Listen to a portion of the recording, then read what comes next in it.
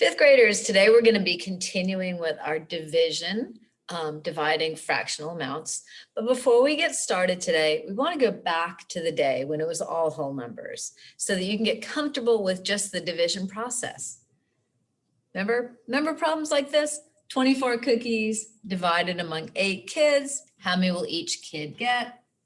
But think about it. You have a dividend. You have a certain amount. And you're essentially saying how many groups of 8 or how many groups of whatever the divisor is can I make with this amount? And then the answer or the quotient will tell you how many are going to be in each group.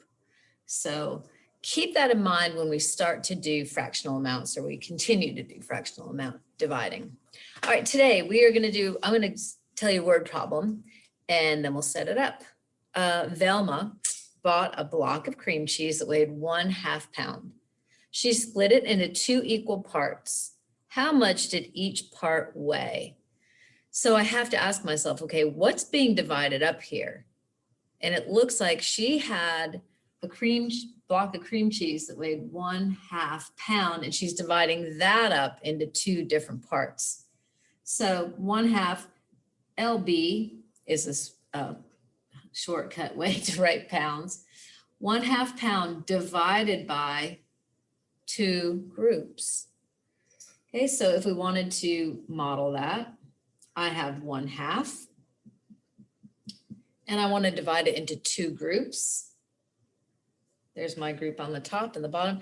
And the answer is how many would be in each of the 2 groups? And I know on one of the groups it's going to be that much, and the other group it would be the same amount. And now I have to name that part. That's 1, I really want that denominator, 1/4. So 1/2 of a pound divided by 2 is going to be 1/4 of a pound in each of the 2 groups. So take it slow. What you don't want to do, especially when we get to word problems, you do not want to just grab numbers. You have to think about the context of the problem. What is being divided? That's your first thing you want to think about. And then what is the amount that I'm trying to make groups of?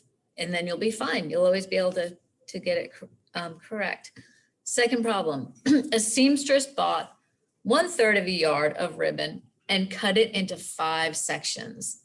And so what we want to know is how many or how much of a yard is in each of the 5 sections. So what's being divided up? And it's going to be the 1/3 of a yard. And you know, labeling with a word problem is essential to keep your head in the game and to know what you're talking about. So there's 1/3 of a yard and of ribbon. And I'm dividing it among 5. I had to refer back to the problem. Yep, it's 5. 5 sections. Well, how many is going to be, how much of a yard? I know it's not going to be a whole yard because we started out with 1/3 of a yard. So there's going to be a little tiny bit, but how much of a yard is going to be in each of the 5 sections? Starting off with my dividend. What am I dividing up? I'm dividing up 1/3, and I'm going to model it with my area model. That's 1/3 of a ribbon. I'm dividing it into 5 sections. 1, 2, 3, 4. And now I want to know how much of a yard will be in each of the sections. So I see there's that in the first section, second, third, fourth. So all 5 sections are going to have this amount. So now my job is to find out how to name that amount. What's my denominator? I see that there's 3, 6, 9, 12, 15 sections. So each one of these is a 15th. And it looks like each of the 5 groups will get 1/15.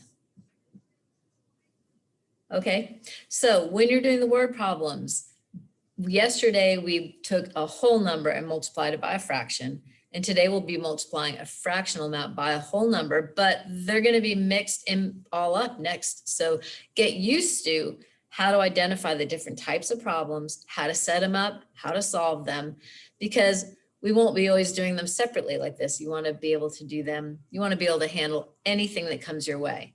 So keep on keeping on, and you'll do great.